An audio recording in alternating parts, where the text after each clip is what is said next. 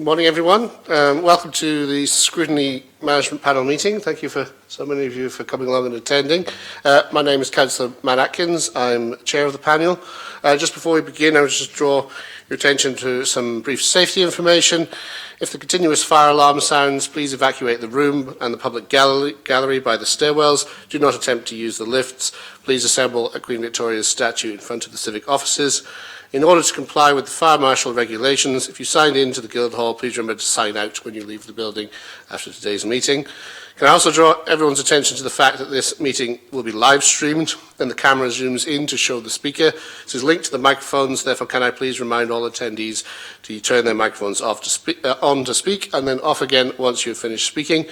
Members of the public are also permitted to record the meeting on the understand that it neither disrupts the meeting nor records those stating explicitly they do not wish to be recorded. Please be advised that the public seating area is not in view of the camera used to webcast this meeting. Excuse me.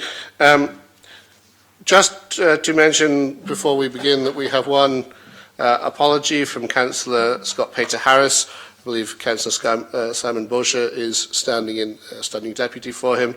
Can we now go around the room quickly as possible and introduce ourselves just so everybody knows who we are? Do you want to start to my left and move round? Thank you. Peter Bell, City Solicitor. James Harris, Senior Local Democracy Officer. Councillor Mark Jeffries, St Thomas Ward. Dave Ashmore, Councillor for Fratton Ward. Abdul Kadir, Councillor for Baffin's Ward. Darren Sanders, Councillor for Baffin's Ward and Cabinet Member for Housing and Preventing Homelessness. Councillor Gemini, Paulsgrove Ward, also Chair of TEX. If we could maybe just jump actually back up to the back row and we'll carry it left to right.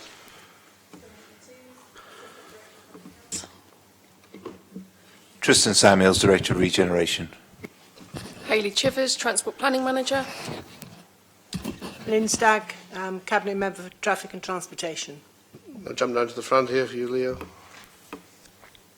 Leo Madden, Member of the panel. Cal Corkery, Councillor for Charles Dickens Ward. And up to the very back, if possible. James Hill, Director of Housing, Neighbourhood and Building Services. Meredith Hughes, Assistant Director for Buildings. Doug Gray, Parks Operations Manager. Claire Watkins, Business Manager. Councillor Ryan Brent, Chair of the Education, Children and Young People Scrutiny Panel. Councillor George Fielding, Chair of Economic Development, Culture and Leisure Scrutiny Panel. Councillor Graham Heaney, St Jude Ward and Vice Chair of the Scrutiny Management Panel. Councillor Simon Bosher, Drayton and Farlington, standing in for Councillor Scott Pater-Harris. Thank you very much, everybody. Do we have any members of the panel with interests to declare? Or members of the council, I suppose. Right, the first item on the agenda is to approve the minutes for the meeting held on the 4th of February 2022 and the special meeting held on the 27th of September 2022. Those are pages 5 to 16 in the attached report. I don't know how many members who were at the 4th of February meeting are in fact present, but I will simply approve those minutes as correct by assent unless there is any dissent. So does anybody have any dissent or issues with the minutes of the 4th of February 2022 Scrutiny Management Panel meeting? No, I will take that as assent then, and those minutes are approved. I think more of us were at the meeting on the 27th of September 2022, but I'll follow the same procedure. Does anybody have any issues, any dissent with the minutes of the 27th of September? Councillor Heaney. Thank you, Chair. Just a minor amendment on page 15. The motion was proposed by Councillor Judith Smythe, not Councillor Judith Symes. Yep, that seems like a sensible amendment to the minutes. James, have you recorded that? Okay, is everybody content to approve the minutes with that alteration? Right, thank you. So with that alteration, the minutes are approved. Right, next we have agenda item 4, updates on the work of the Scrutiny panels. We have received a report which provides updates on the work of the panels and the last work that all those panels were undertaking. Obviously, scrutiny has been significantly disrupted by COVID in some cases, and some reports that are on the docket for some of the panels are older, some are newer, some had completed reports and sent them to Cabinet and now need fresh updated work. So we also have a refreshed suite of documents to support the scrutiny process, updated work programme templates, scoping documents and topic filtering flowchart for consideration. And so today the aim of this meeting is to take updates from the chairs of each of the panels, if they're ready to provide them, on the work that they wish to continue, or if their topic is very old, if they wish to change, and therefore for this panel to approve and populate the work of the panels so that the panels are pushing ahead with scrutiny topics and aiming for future reports. So I might go round the panel chairs who are present and ask them to update the Scrutiny Management Panel on the work that they're currently undertaking. There will be a chance for members to ask and discuss any questions. So can we start? I had a request to start with Councillor Ryan Brent, unless anyone has an objection, because he has to leave urgently after the meeting. So if there's no objection, Councillor Brent, can you update us on the work of the Education, Children and Young People Scrutiny Panel? Thank you, Chair. I'll keep this reasonably brief. So the previous topic that the panel were looking at was to do with placements. So I'm just going to read through what I've sort of got. And we decided to agree to abandon the review because we feel that it's out of date now. So I've been talking to the directors, and actually a lot of work's been taking place about short breaks. There's recently been a pilot SEND inspection, which was very robust and looked at the most vulnerable children. The City Council came out of this well, and there were no concerns raised. It wouldn't seem the wisest use of this scrutiny panel's time to continue to look at this topic. Therefore, I'm here today to try and propose a topic for SNP members to agree, for us to move forward to ensure a report is brought back by the end of this municipal year. The topic, after discussion with the panel, was school attendance in transitional years, with a particular focus on years 6 and 7, and how the City Council can support pupils to transition from primary to secondary school, and then again to secondary to further education. As a further education lecturer, we've had a conversation about any personal interest that I may have, and from legal advice I don't believe that there will be any issue with us taking this topic forward. But the plan will be for the scrutiny panel to do a piece of work on a very narrow topic to ensure that a report is published for the next academic year as well as the next municipal year, so that the Cabinet can then look at the recommendations that the panel put forward to see if we can make an improvement on that specific topic. I don't anticipate talking much longer. If there's any questions, happy to take them, Chair. Thank you very much. It might be simplest, I think, to address questions immediately to each chair so that we can keep in mind what they've said. So do any members of the panel have any questions for Councillor Brent and the Education, Children and Young People Scrutiny Panel? Yeah, Councillor Corkery. Thank you, Chair. I wondered if Councillor Brent could update the Scrutiny Management Panel on why the Scrutiny Panel that he chairs hasn't met for a considerable period of time. I think, as the Chair has mentioned, the scrutiny management, the COVID obviously led to a few disruptions in some of the scrutiny panels meeting. There's a lot of informal scrutiny work that happens between members of scrutiny panels and chairs of scrutiny panels and directors, not behind closed doors, but not necessarily in view of the public. There has been work that's undergone. There's been good communication and correspondence with myself and the relevant Cabinet member, Susie Horton. We try and look at scrutiny as a positive move forward rather than necessarily a challenge to the administration for any reason. So for me, there has been work taking place. It just hasn't necessarily been in the public arena. I don't think there's anything more I can add. Thank you. Any further questions? Councillor Brent. Has the panel actually met this year, in this council year? Have you had any formal or informal meetings thus far? So there's been informal meetings, again, nothing in the public arena. Happy to ask any of your members of their political persuasion whether or not they've been involved in anything. We had an informal meeting last week with one of the directors, because the other director unfortunately is ill, to look at where we are. And actually it was a very good open discussion about what's the best use of scrutiny in the education, children, young people area. No formal meetings, but a lot of informal work and scrutiny. Thank you. Anybody else? Just to confirm in relation to the previous topic, were all members of your panel happy to move on, and was there any objections raised moving on? Because obviously, on the face of it, does sound like an important topic that was being considered before, the question of disabled children and their support. So, were there any issues with moving on that? Anything that could potentially form part of your workload in the future, or do you feel that topic is now satisfactorily dealt with by the council? From the input that the directors have given us, that they believe, and the advice that they had given us, that it would not be a good use of scrutiny time to move forward. I think that this topic has been looked at as satisfactory as can be. It's not an issue at present for the council, the administration, or the directorate, and therefore I would be requesting that we close the report. Okay. I'm sorry, can you just remind the panel what it is that you propose to move on to, just to scrutinise again now, very briefly? Yep, so we're looking at school attendance, more so educational attendance, with specific look at transitional years to improve attendance. And the one thing I didn't say, which I will say, whoever is the chair, if it is me next year of this scrutiny panel, we want to look at out-of-city placements. And I know that's a conversation for another day, but we're trying to look towards sort of where's our 2-3 year plan with scrutiny, rather than sort of looking at one topic at a time. Excellent, thank you.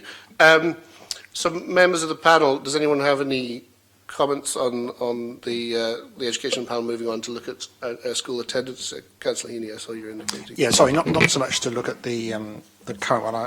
I don't have a problem with that, and I think it's really down for the members. They may have more direct knowledge of their area than I necessarily would. I mean, I'm just interested in, I did a little look back at the record of the various scrutiny panels. I noticed the education children and young persons hadn't met between January 2020 and January 2021. It's a whole year, and I was just wondering whether there was any reason for that, or whether officers were unable to support scrutiny, or whether there was any problem, because effectively, I suppose, from about July, August, well, yeah, but I've looked at that, July, August 2021 through to the summer of 2022 would be obviously COVID related, and that clearly is where there was practically no opportunity to do scrutiny for understandable reasons. But I was interested in the period from January 2020 to 2021, whether it was to specifically with scrutiny, specifically with COVID, or whether other things were going on. I suppose there's two places I could direct that question. Firstly, to the officers, I have some recollection that when COVID hit, scrutiny management, because obviously we were not able to hold meetings in person, which meant that quite a lot of meetings couldn't have formal decisions taken at them until we were allowed to take formal decisions online. That affected scrutiny quite heavily, didn't it? I feel like scrutiny was therefore shut down for a period because it couldn't take formal decisions. Am I right about that? Does anyone have any clear recollection of that? I think you're right. So I think there actually was a closed period on scrutiny meetings, but do you have any comments, Councillor Brown, if there were any other issues that you found in holding scrutiny meetings with your panel in that time? No, I mean, I'll always talk to and respond to members of the panel, the scrutiny panel, if there's any requests for any meetings, which I haven't had any specific requests for any of the panel members to look at any specific topics, or even for any informal meetings. I've gone about it, and again, always ensuring that the Cabinet member, Susie Horton, is involved, about where the panel is best utilised for scrutiny. I haven't got anything further to add, really, on the issue of meetings not taking place. Yeah, Councillor Colgreen. Thank you, Chair. Just to come back directly on that question, I think that you raised around whether scrutiny has been taking place during that period, or whether COVID had precluded that from taking place. The Housing and Social Care Scrutiny Panel that I was previously involved in, during that period, met 5 times over the period that the other panels didn't meet at all. That was via online meetings, was it? Or? Off the top of my head, I think all of those were in person, so kind of taking place at times that there obviously wasn't a lockdown, but I'd have to double check to be certain. Councillor Bosher.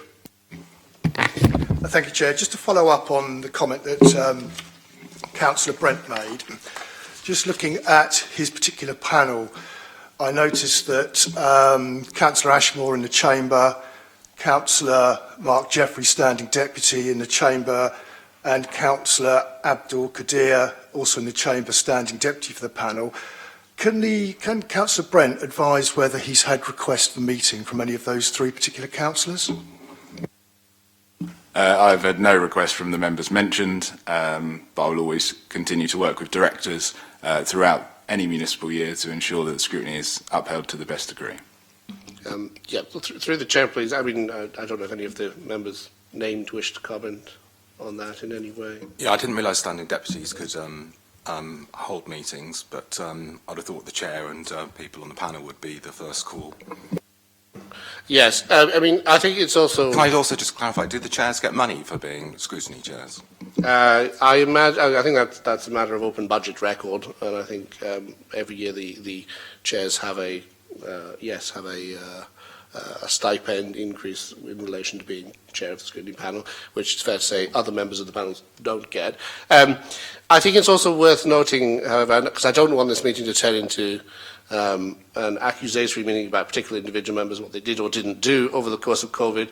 Different departments and different offices will have had different workloads, as will different cabinet members supporting scrutiny, and the individual council members obviously had significant pressures placed on them by COVID. I don't think that will have been completely even on everybody, and I think that the council, worked hard during COVID. I think people, by and large, went above and beyond, and so I don't want to get into criticism of how scrutiny functioned over that period. I would prefer to look forward to the plans that we have for the future and how we can perhaps make scrutiny function more effectively going forward, and ensure that it does provide a useful service for the council, that it does ensure that as councillors we're fulfilling our responsibilities to make sure the public money is spent well and services are provided well to the public. So I appreciate that looking at it, it does look like a number of the panels, or certainly there's been unequal work produced by the various panels. It should also be noted that some of the panels, I mean, I was on TEX last year, we produced two reports and had a large number of meetings, but both of those subjects had arisen out of council motions where particular councils had raised particular issues. It wouldn't surprise me looking, for example, at the disability motion, if that had arisen out of a specific issue at the time, because I seem to recall 2-3 years ago there were questions around respite care, around some individual cases as funding from the government changed in that area. So scrutiny topics don't arise evenly either. So while I think this panel might make a general comment that scrutiny clearly didn't function quite as it should during COVID, in all panels, it's assigning individual responsibility for that I'm not sure is directly helpful, and I think there's a wide range of reasons which I'm not sure it's helpful to get into why that may have happened. The other members of the panel are free to disagree if they wish, but that is my perspective, having looked back over the various files and reports. Is any other comments on that, or is the Scrutiny Marriage Panel prepared to approve that the Education, Children's and Young People Scrutiny Panel proceed with their plan to investigate school absences, particularly in transition years? Any objections to that? That's approved by assent then. Thank you for coming along, Councillor Brent, and I wish you well with the investigation and the report. Can we now move to Councillor, next to the first one on the agenda was Councillor George Fielding and the Economic Development, Culture and Leisure Scrutiny Panel for a report and an update on your work. Thank you, Chair. We have been considering a review topic that was approved prior to the COVID outbreak. We've had one informal meeting prior to New Year where we discussed whether to continue with that topic or to consider a new topic. It was the overall opinion of the panel that we should continue with the topic, which is relating to access to culture and leisure across the city, in particular those less fortunate and deprived, and considering the council's offering of the leisure card. So that is something that we want to continue forward. We've had one formal meeting since then, meeting at the tennis centre adjacent to the Mountbatten Centre, where we took a panel of leisure providers throughout the city, including the Andrew Simpson Centre, BH Live and their liaison partner through the council, and also the city's university in terms of their leisure provision. It was very useful to have that update and to get the panel back working, and we are aiming to have meetings every fortnight in order to get the review through prior to PERDA. One request from the panel was also that we consider a secondary topic following visits to the museum stores. We're aware that there's a significant amount of civic assets that are being stored and not able to be put on show publicly, but we're concerned about the condition that they're kept in, that there may be some degradation to the assets which would have an impact on cultural assets across the city. So that's a smaller review topic that we've considered and would like to do a review concurrent with the existing review. And again, we should be able to, that's a smaller topic and should be able to produce a report prior to PERDA this year. So things are happening. And yeah, we had good attendance at both the informal meeting and the formal meeting. So panel members are keen and willing to get engaged. Thank you very much, Councillor Fielding. Anyone any questions for Councillor Fielding in regards to the work of the Economic Development, Culture and Leisure Scrutiny Panel? Councillor Corkery. Same question asked of Councillor Brent. Can you explain why there haven't been any formal meetings for a considerable period of time? Thank you. In terms of the period prior to the last meeting and the current meetings, obviously we have had the COVID pandemic that affected scrutiny across the council. There was a slow uptake for panels to necessarily meet, and I hadn't had any communication from any of the panel members or standing deputies to convene meetings. But now that we've got better engagement with democratic services in terms of what they are able to offer in terms of support for the panels, we have an allocated officer now that will ensure that meetings are regularly timetabled and that we continue on the good work of the panel. Anyone else? Excellent. Thank you very much. I don't know if other members of the panel wish to comment on the reviews which are currently being undertaken. I think that the widening social participation in our city is an extremely valuable topic and is worthy of considering further review. Could I just quickly ask, Councillor Fielding, is there work outstanding? Because obviously it was a little while ago the last work was done on the topic.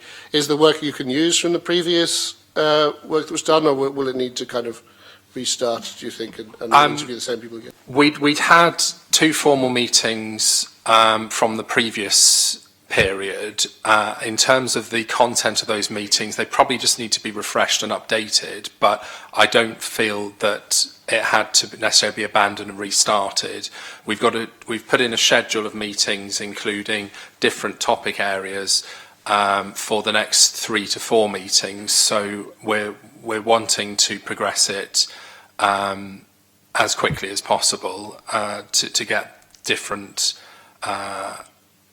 witnesses to the panels so that we can produce a good and worthy report that brings recommendations to Cabinet. Excellent. Thank you, sir. I think I agree that one will also needs time taken over it to be produced in detail, because I think it's a difficult question and an important one for the city. Any comments on the review into the state of current assets held in storage? Did you consult with officers in regards to that topic and whether or not they think it's an important one to investigate?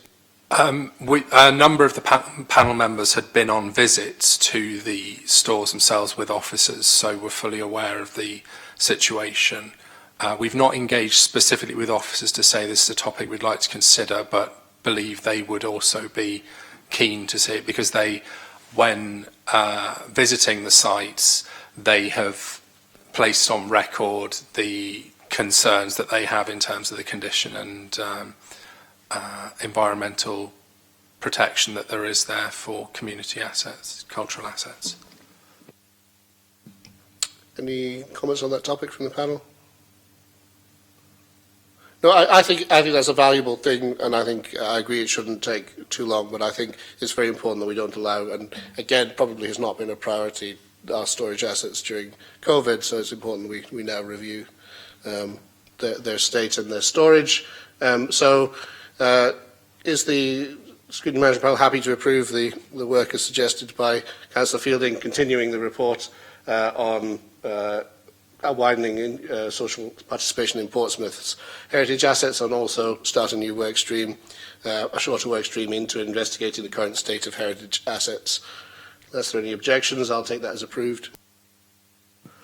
Approved. Thank you very much. Right next on the list, Councillor Gemma New. Could you give us a brief update on the Traffic Environment Community Safety Scrutiny Panel work? Thank you. So my panel's met. We finished 2 reports, which was also fed to Cabinet. The recommendations were agreed on that. And that was to do with the transportation, accessibility of the transport network, and the other one was to do with biodiversity. They were fed back to Cabinet, as I said.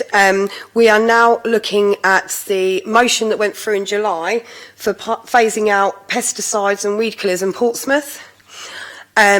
We've not met formally until March, purely because we've been doing a lot of work behind the scenes informally. A lot of it is seasonal. I've been working with my panel members, with officers behind the scenes, looking at different things. Lots of things have been changed. We've done an informal meeting last week. Some things have been tried. It's trial and error on this sort of thing as well. So, and obviously because it's the seasonal effort of it as well and stuff, there's lots of things to take into account, weather and whatnot. And then we've been looking at what other areas have been doing with this sort of thing as well, Southampton and stuff. And we're keen to look at this and carry it through. Okay, thank you very much. Any questions for Councillor New in relation to the Traffic Environment Community Safety Panel?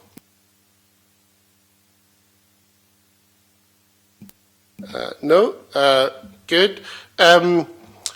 So, in terms of the report that you wish to produce now, looking into pesticides, that was obviously something that was worked on briefly during the previous report, but is an issue important to members. Have you consulted with officers about whether or not that's reviewed? Yeah, so we've consulted with officers. We've also got someone coming in from Portsmouth University and COLAS for our formal meeting. So Simon Bosher was on our informal meeting last week as well. So hopefully we can get some sort of report fed back with that. We're still collating a lot of information. Thank you very much. Any comments from the panel on the Traffic Environment Community Safety Panel investigating pesticide use? I know it's an issue that's come up a number of times in the Chamber. Are we all happy to approve that work stream then of the Traffic Environment Community Safety Panel? Unless there's any dissent, I'll take it as approved. Excellent, thank you very much. Moving on finally, Councillor Kirsty Mellor on the Housing and Social Care Scrutiny Panel. Kirsty Mellor's not with us today, is she? No. Okay, Councillor Corkery. I just wondered, seeing as we're looking back over the last couple of years, whether it would be useful for me to provide a report on my time as chair last municipal year? Sure, yes. If you were chair last year, you could update us on the work you did last year, and then we'll take as the update from Kirsty Mellor, the report that she's provided in the document. I think SHIP. So thank you, Councillor Cork. Okay, great. Thank you, Chair. So, as Chair of the Housing and Social Care Scrutiny Panel, we had a discussion with the panel members, and a topic was brought forward to look at issues with regards to repairs and maintenance services within social housing.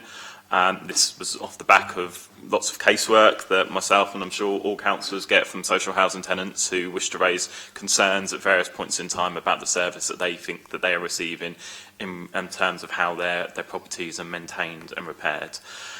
So the topic was agreed and we decided to proceed with the scrutiny panel.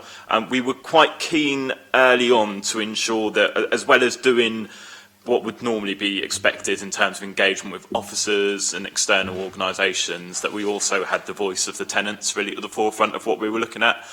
So one of the first actions that we put in place was to design and publish a survey that went out online and social media, addressed to all social housing tenants within the city, Portsmouth City Council tenants, but also those who live in housing association properties, to invite their feedback on the services. And we got quite a good response, got a couple of hundreds, if not I think maybe 300 or so responses to that, which provide us a lot of evidence and data to kind of sift through to then work out exactly where there may be issues that need to be addressed in more detail. And I have to say, kind of thank very much to officers for facilitating that. I remember one meeting where I was asking why we couldn't just design, publish a survey and get the feedback and analyse the data within a month or so, because that's the timeline we needed to do, to which I think I got lots of gasps of exasperation, but we managed to do it in the end. So I do thank people for accommodating that, and particularly obviously the housing officers and those in comms and research that we worked with on that. So, yeah, as I say, we used that survey data, and we also then sent out an invitation to everyone who had responded to the survey to come along to an informal meeting that was held in this room.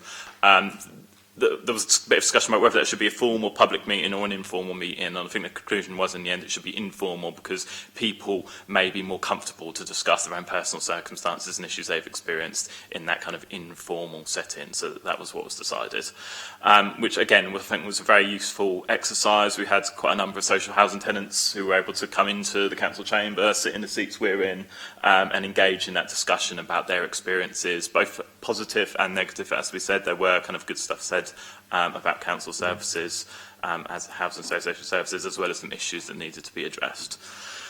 So going forward in terms of the recommendations, if I just get those up on my screen to remind myself.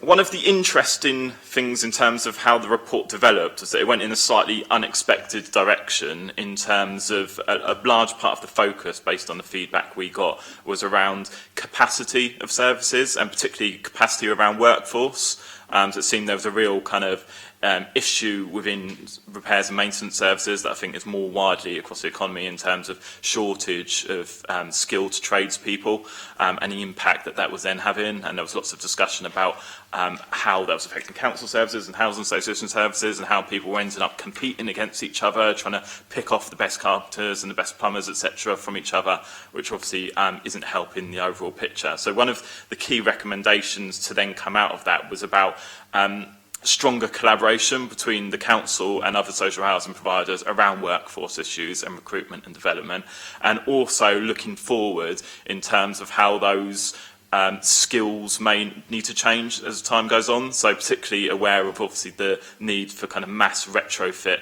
of social housing properties to meet higher environmental standards. There's going to be a much higher demand for those kind of skilled trades and companies that can undertake that work. So a kind of recommendation also included to look at that as a piece of work to ensure that everyone's working to the same page and not competing against each other unnecessarily, and collaborating instead. There was also a further recommendation to meet collectively with other local housing providers, to talk about Portsmouth levels around pay and green issues, as I said. To ensure that there was instructions for appliances in individual properties and communal areas. So one of the feedback we got from the survey and from people attending was that sometimes they weren't aware of how, for example, they should operate their central heating system, and whether there was kind of more clear guidance that could be operated at and could be developed around that, to hopefully then kind of minimise calls then on repairs and maintenance services. For example, I've heard stories of plumbers having to go out and show people just how to adjust the heating setting because it's never been explained to them. Clearly, there's probably a significant cost to that to the social housing landlords in terms of sending a plumber out to do something which potentially could have been addressed at an earlier stage. So ensuring that those simple things are done.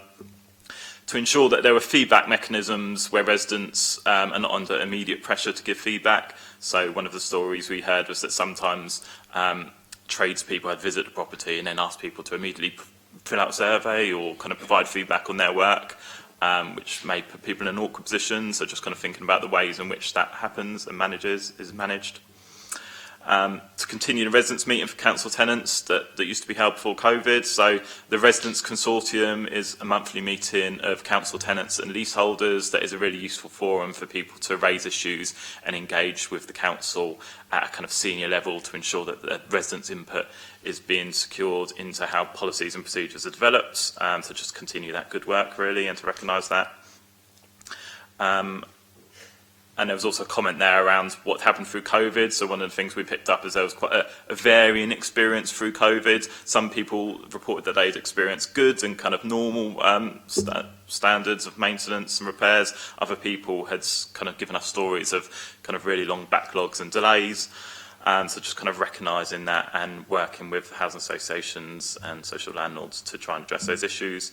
And then the last one, last but not least, was just to place on record our thanks to all the officers and other organisations and, of course, tenants who have participated in the review and contributed to its findings.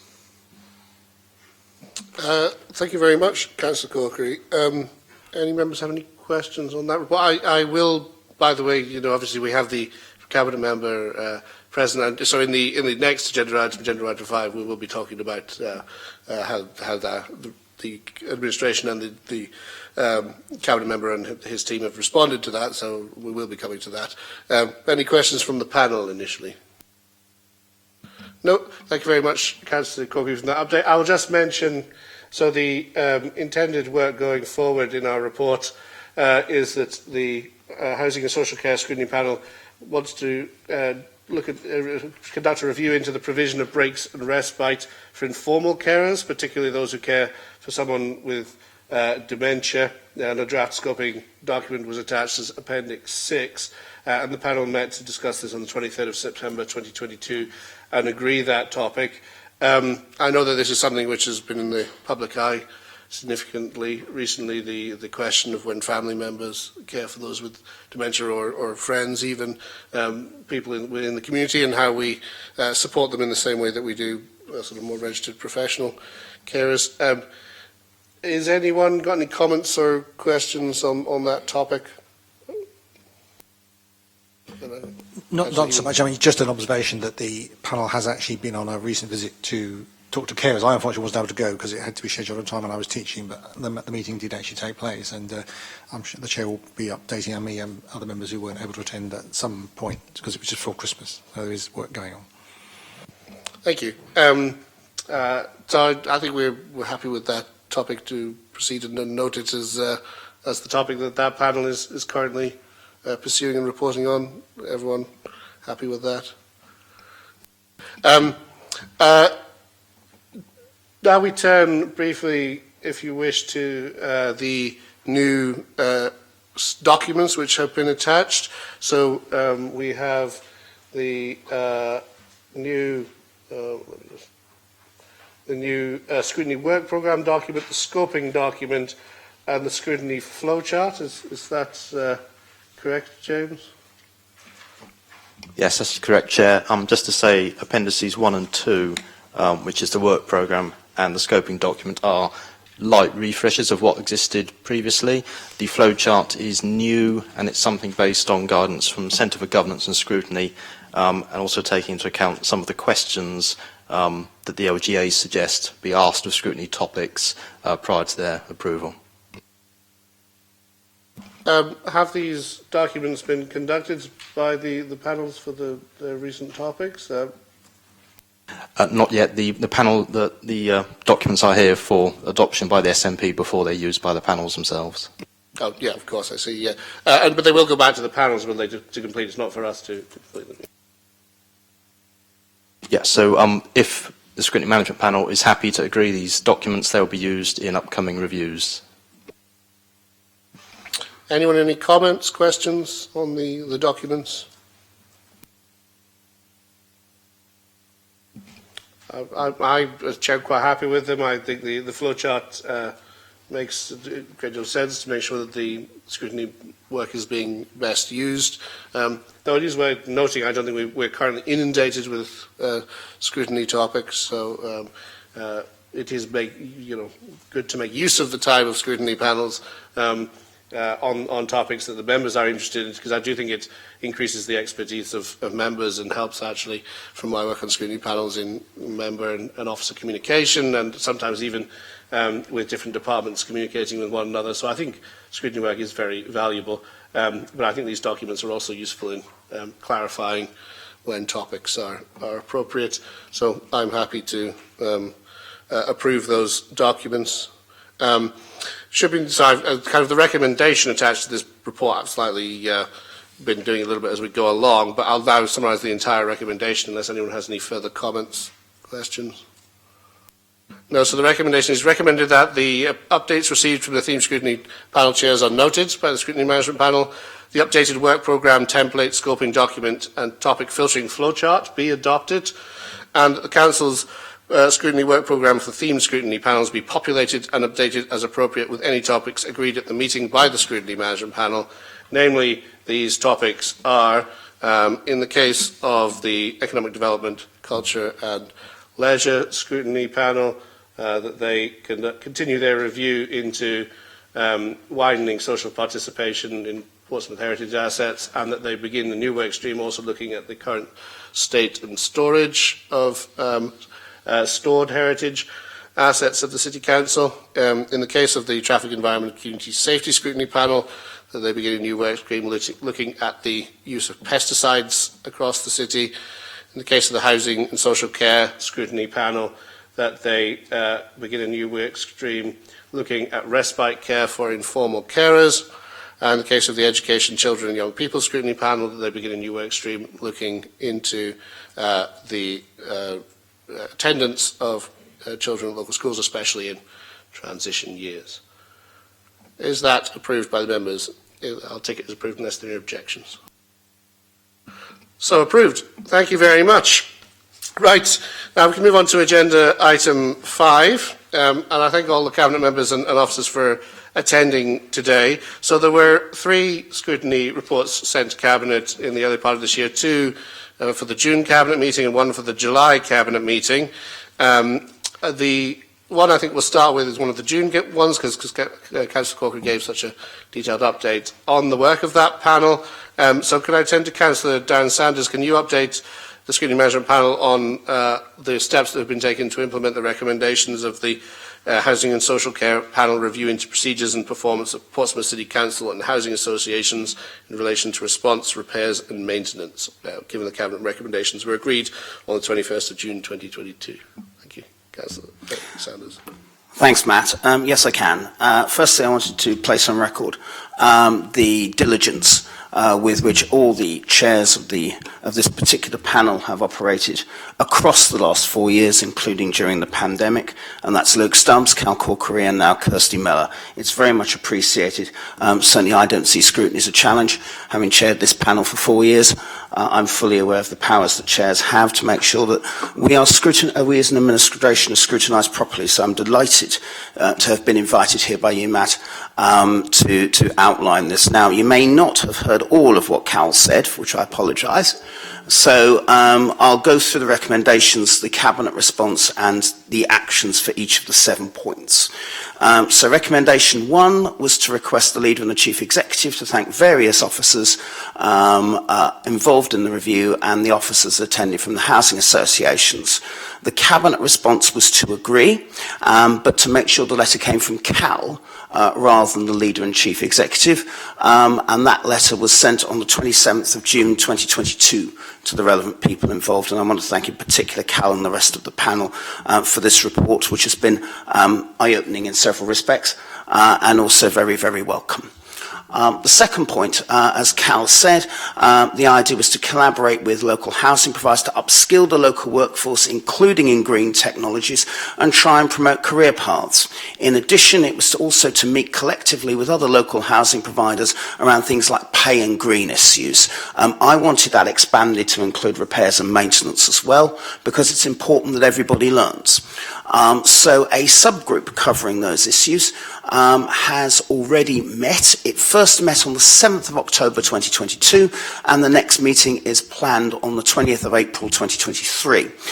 In addition, regular contact and information sharing happens outside of those set meetings by letters and emails.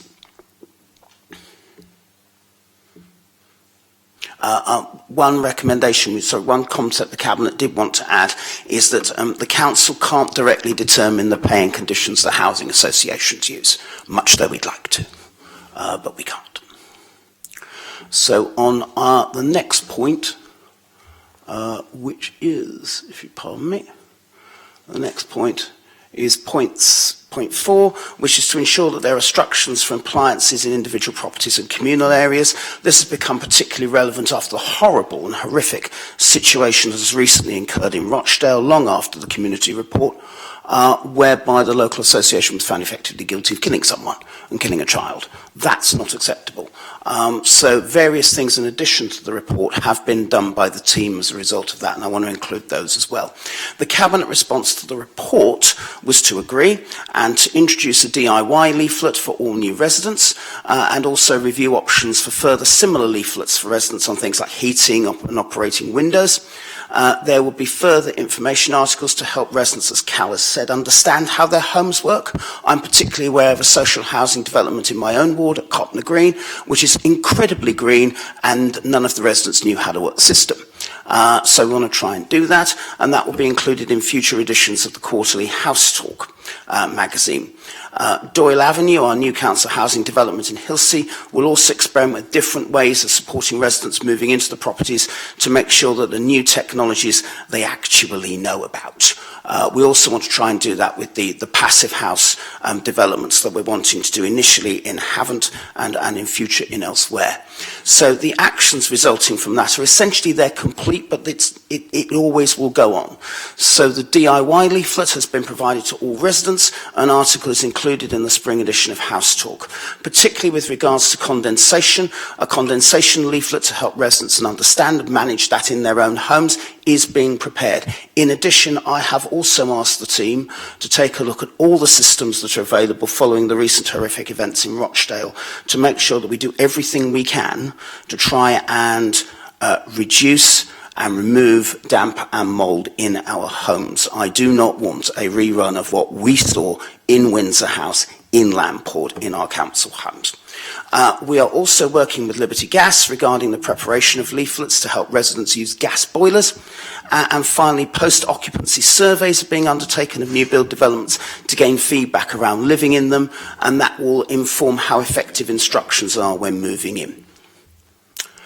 Point 5 is to consider feedback mechanisms where residents are not under immediate pressure to give it.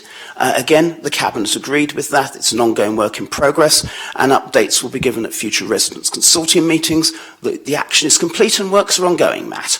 The reports repairs team are now undertaking telephone customer satisfaction surveys on the island. So they're doing it, not the contractor, which was the situation previously. So we are marking the contractor's homework. And when the repair support team have recruited a team to take all of it, that will be expanded to the off-island properties as well. Item 6, as Cal said, is to continue to provide residents with opportunities to give feedback and engage in housing services, otherwise known as the Residents' Consortium meetings. And we changed that recommendation to resume those residents' meetings, as Cal has said. The Residents' Consortium has met frequently. And I have to say the issues with the Residents' Consortium are now not the officers, but the politicians. I'm delighted that Councillor Corkery and Councillor Atwell have frequently attended the Residents' Consortium, and I know their feedback has been immensely helpful to consortium members. I was the only politician who attended for the rent setting meeting, and their views have involved my own approach to the decision. I'm delighted that that's there. The final point, I think, Cal, was noting that the Council's repairs and maintenance contractors had continued to deliver as close to a normal service as possible through the pandemic. Whilst the housing associations conceded they were now dealing with backlogs, the Council's position was different, and the panel requests that the Leader and Chief Executive place on record a note of thanks to the relevant teams. That was agreed. A letter from the Chief Executive by email, the Chief Executive and the Council Leader, was sent by Meredith Hughes, my colleague, via email on the 23rd of December last year. So those were the 7 points, Matt.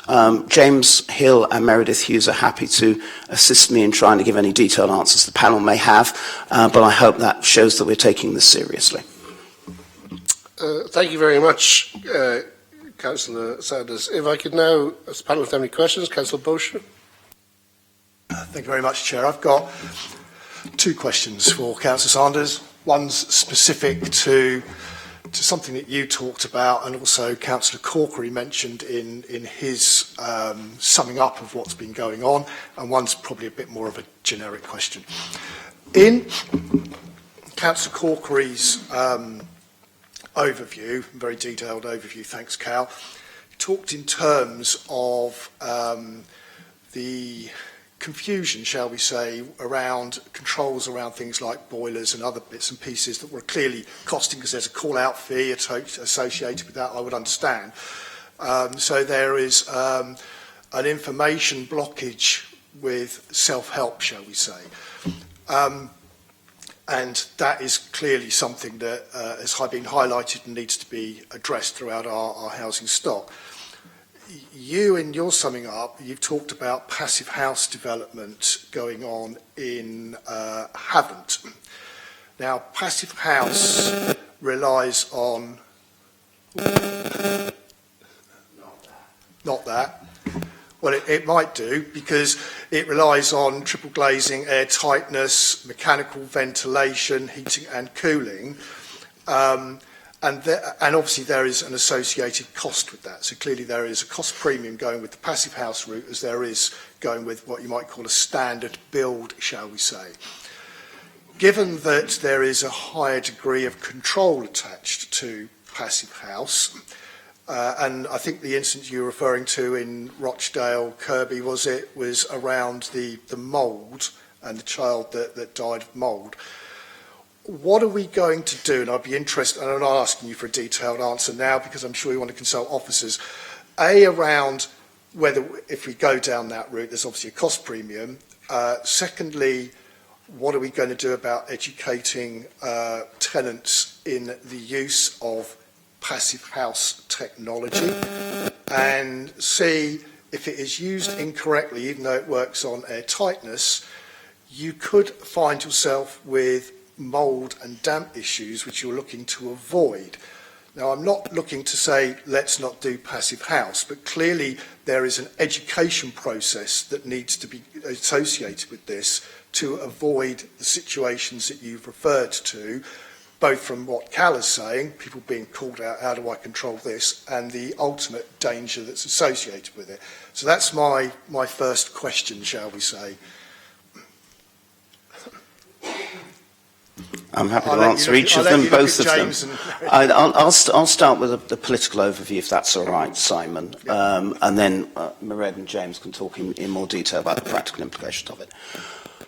I'm very keen to see how green we can make our social housing stock. We're in a climate emergency. We have to do everything we can.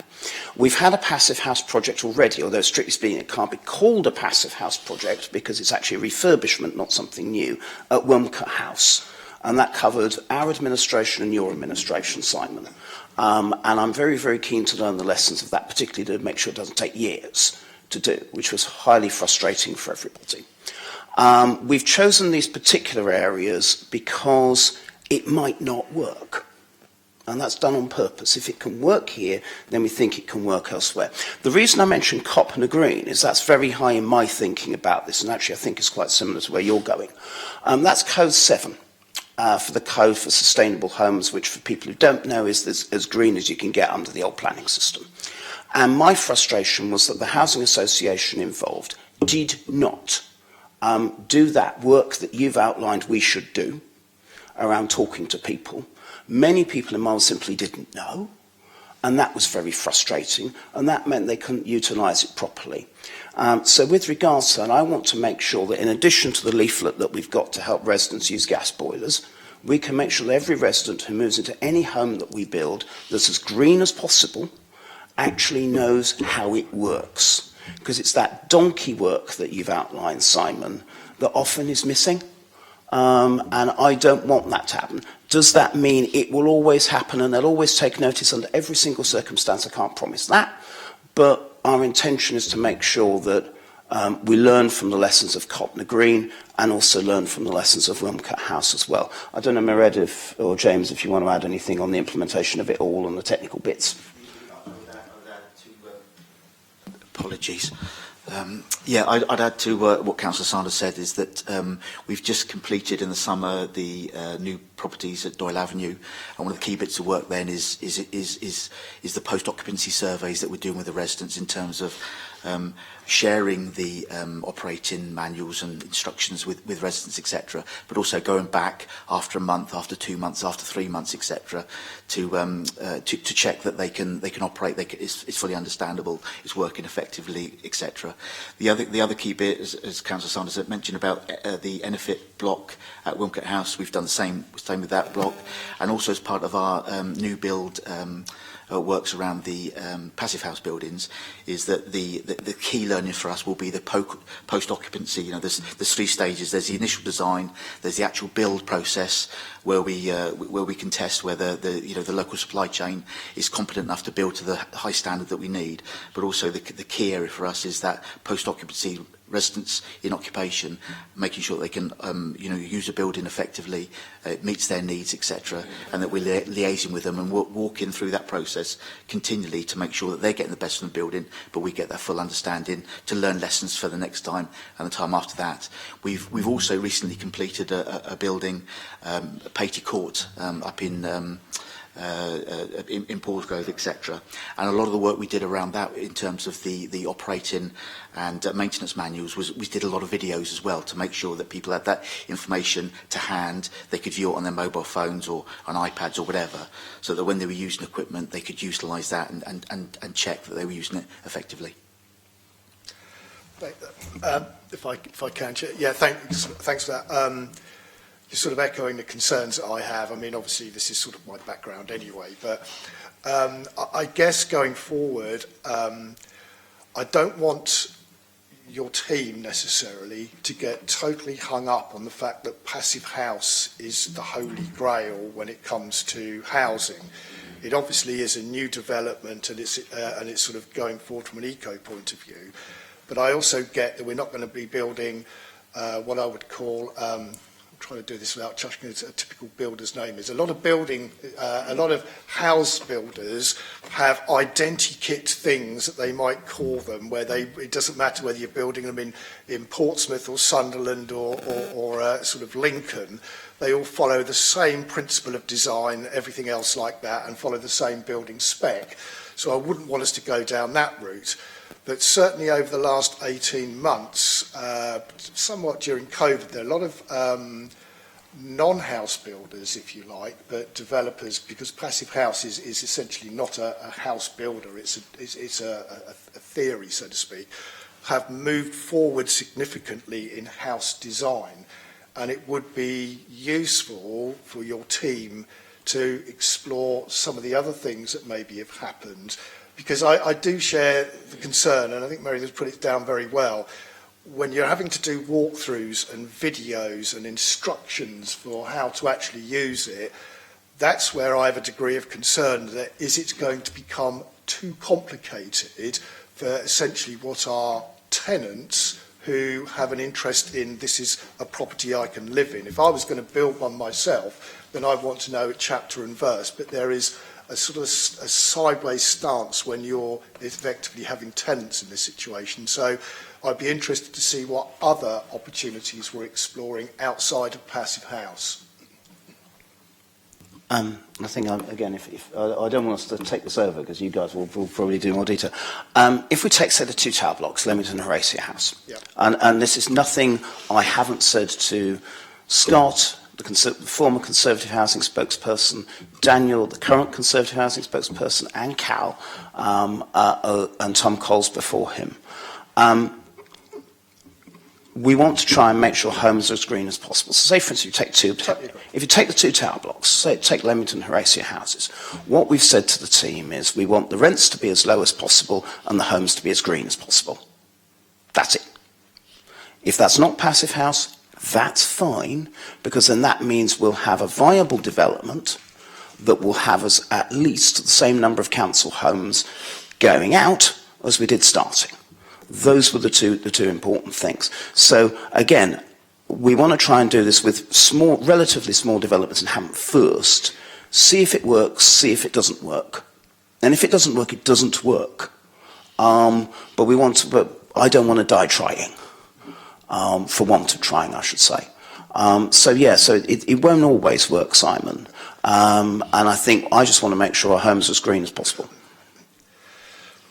Thanks, Chair. I mean, I'm quite happy to have this conversation offline rather than get bogged down in air changes, mechanical ventilation, triple glazing, which I'm sure, looking around the chamber, people really don't want to engage in that conversation here and now, but hey-ho.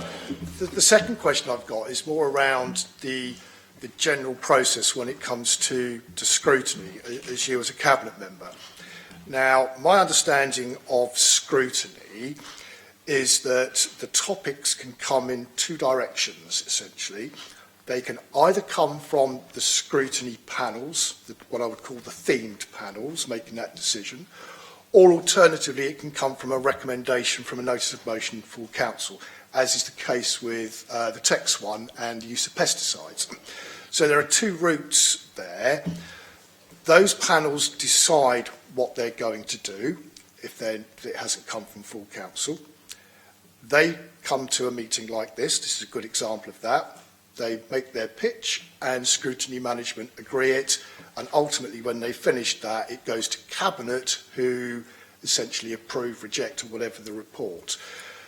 Would you agree with me that in all that process, that it is not within the remit of either an individual Cabinet member or indeed the leader of the City Council to dictate to the themed Cabinet, the themed scrutiny committees, what they should or should not be investigating? You and I both know, when we sat on scrutiny management, when we were in opposition, that we had that.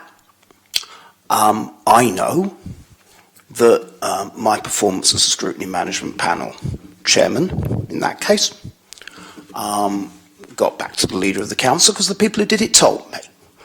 I do not believe that happens now. It certainly doesn't happen with me, and I can only speak for myself. If officers have ideas, they have ideas. There will, though, be times, to be brutally honest, Simon, when, and this happens in other councils, when I've seen scrutiny in other councils, whereby sometimes actually the administration desperately wants, there's a topic that people can't get their heads round, and they ask, and so they are desperate for scrutiny to try and help them because they don't have all the answers. Now, what we've done as an administration is we've set up a series of cross-party working groups. We started with homelessness, because that's a long-term issue, longer than the normal scrutiny panels work, but the key thing is it's cross-party and multi-agency, and that panel, alongside the one in Manchester, is now regarded as an exemplar across the country. We've tried to do that with the local plan, which we all know, we all have disagreements over certain bits of it, and that's fine. And I think, I don't know because I don't sit on it, you might, I don't, that we are inching towards something, I think.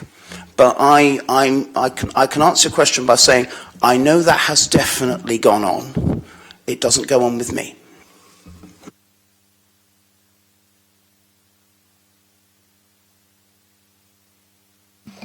Thank you very much. Any further comments, Councillor Busher? No. Just on that particular point, if there's any cabinet member present or any cabinet member at all has topics which they would, like scrutinised, which they want scrutiny panel input, I would invite them absolutely to contact the chairs of the individual panels directly, or if they wish to go through this panel by contacting myself and Councillor Heaney. Certainly we can then have that discussion in one of these meetings, or individual panels can discuss the topic, and I'm sure they'd be more than willing to take on topics proposed by the administration. If you like, you have kind of naturally set up and often less politicised cross-party working groups in those scrutiny panels, and they can call in the outside agencies. I recognise that cross-party working groups can sometimes involve those outside agencies sitting as standard, but it isn't outside the remit of scrutiny to call them in and ask them to come and contribute. So if the administration wishes to make greater use of scrutiny panels, absolutely please do so via myself or the chairs of the individual panel.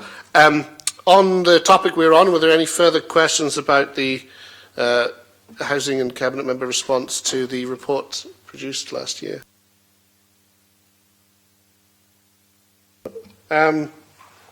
I had a brief thought. Let's see if I can remember what it is and where I've got the housing report response. Sorry.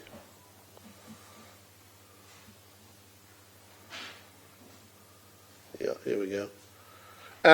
It was around the question of providing information to tenants on how to operate devices they were given, appliances within their home, making sure that there was safety around those things. The recommendation appeared to me to suggest, making sure that information was available publicly, like on a wall, for example, somewhere in each individual building. Has that happened? Is there an online equivalent that they could find easily via Google, or is it still something where you're providing because I think the danger with the leaflets you provide when people move in is they don't really look at them, they go in the bin, they need them later, and they don't have them. So if people want easy, immediate access to instructional material, has updates been made on that point?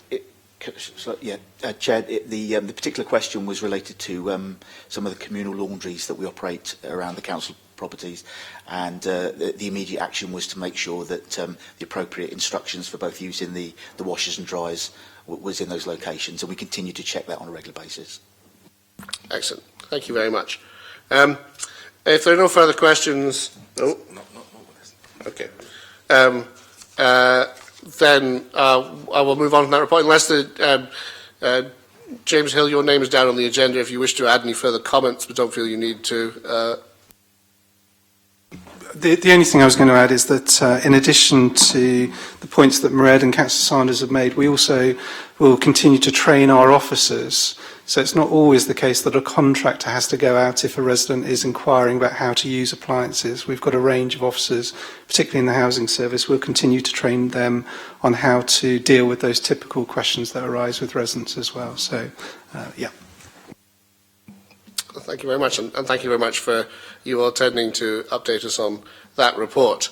So if I now move on to the Traffic, Environment and Community Safety Scrutiny Panel review into the accessibility of the transport network, which went to Cabinet on the 21st of June 2022.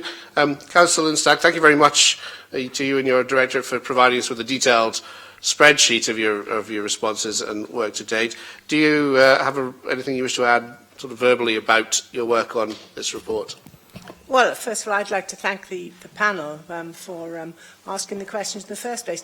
Now, I haven't been involved in scrutiny for many years, and I'm really delighted to see that the panel are holding people to account with the recommendations, because that hasn't always happened in the past. Lots of things were recommended and then not followed up. So it keeps us on our toes. But I would also like to thank the officers who've put in a lot of time to find, there's 40 recommendations, there's a lot of work involved. and particularly, and this is not an excuse, but we are desperately short in transport of staff. I think we're about between 20 and 25% short down on staff, so it's a huge effort on the part of officers. As you said, Chair, the recommendations have been set out in a spreadsheet, so I'm not going to go through all of those. They're there. I'd just like to point out that some of them were already there. We've got a 17-year fully integrated transport strategy, and a lot of this is already in there but may not be online at this moment in time. Some are ongoing, been started, and they're going to take 17 years to be fully complete. Other things will be dependent on funding, because a lot of what happens in transport depends on outside funding. We've been very, very lucky this year. Well, it's not just luck. Officers have put in fantastic bids to the Department for Transport, and we've been very successful in getting huge amounts of funding for various schemes, including BSIP, the Bus Service Improvement Plan. One thing that I've been very concerned about, and officers have shared this with me, and that is that people see bits going on in transport, but not the whole picture. And so we have, I say we, this is the royal we, officers have put together a very full, it's a sort of flagship type thing, explaining transport, explaining what the department is trying to do, the involvement of the department, which will go out to every household. And I think that's next month, February, I believe. So hopefully this sort of sees the picture building up, because what we want is a fully integrated system network of bus routes, cycling, walking, etc. So a lot of the stuff is going in there. And the other thing to remember is that we work with a lot of other organisations. It's there are people obviously like COLAS, with the PFI contract. There are the bus companies and the train companies. There's Solent Transport, which is a partnership between ourselves, Southampton, the Isle of Wight and South Hampshire. And then we've got Sustrans, site performance stakeholders as well, who have a huge input into everything. So it's not just on our own.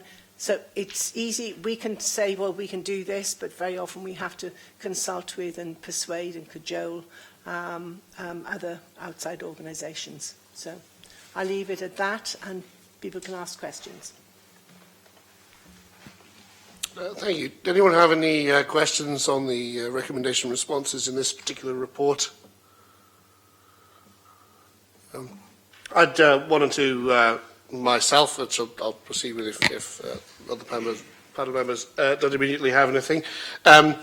So obviously, thank you very much for your detailed responses. And while we were working on this last year and continuing the work that had been done by the previous members of the panel, we did set out, I think, to be ambitious and if anything, to put recommendations in the report that might help you in funding bids and in persuading partners and larger organisations, because there are so many involved in the Portsmouth Transport Network that action needed to be taken in this area.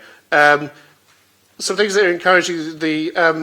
The responses mention a number of times the BSIP funding that's now been allocated. I wonder if you could just explain briefly, or if an officer could explain a bit more, what that's been funded for and how that's being used, both generally and to meet some of the recommendations in the report. Well, basically, it is to improve his bus service improvement plan. So it's anything that can be done to improve the bus services. So it's working. We have an enhanced partnership with the bus companies, for example. So they're taking responsibility for some things. Money is being invested as well. And it's looking at... we have identified the things that we need in Portsmouth to make our bus service a lot better, to reach more areas. So it's covering things like... right, going back a bit further than that, if we want more people to come out of their cars and use other methods of getting places, you've got to have good alternative methods. Public transport is a very good example. Buses don't appeal to everybody. The prices are high, they don't reach every place, the reliability isn't there, the timings necessarily, so BSIP will go towards helping that to be replaced by something that is much better. But all of it, of course, depends on people actually using the buses. We can put things in place, but if they're not used, then we're stuffed, basically. I don't know whether Tristan and Hayley have got any more to add to that. Just to say that, the whole programme is a series of revenue and capital aspects, so from improved ticketing, service enhancements, improved real-time information, things like that. We've just had a BSIP manager start with us in January who will develop that programme further, and we can bring a report back on some of the detail of that, if that's useful. Well, thank you. Yes, Councillor Corkery. Thank you, Chair. Just following on from that line of questioning, in terms of the BSIP and what it is going to be able to do once implemented, I did have a look at the BSIP proposal when it was published a little while ago, and I note that Action 1 on the document that's been provided talks about targeted discount tickets. I wondered if we could could that be defined? Because my recollection is I don't remember it talking about discounted tickets. I remember it talking about, I think you say, kind of streamlining the process. So, for example, if someone was to buy kind of 2 singles in a day and a day ticket was actually cheaper, they would automatically get charged the lowest available rate, which is obviously good, but it seems to me that's different from a discounted ticket. So is there also an alternative kind of mechanism or proposal in place where discounted tickets will be available compared to what they would otherwise be? Well, the idea of the integrated ticketing is that you can actually use the same tickets or tickets on both Stagecoach and First. So at the moment, if you buy a ticket for First, if you buy a return ticket, for example, you can't use Stagecoach and vice versa. So integrated that way, so you have the same ticket available. Eventually, I think we would hope that rail tickets and ferries as well come into it.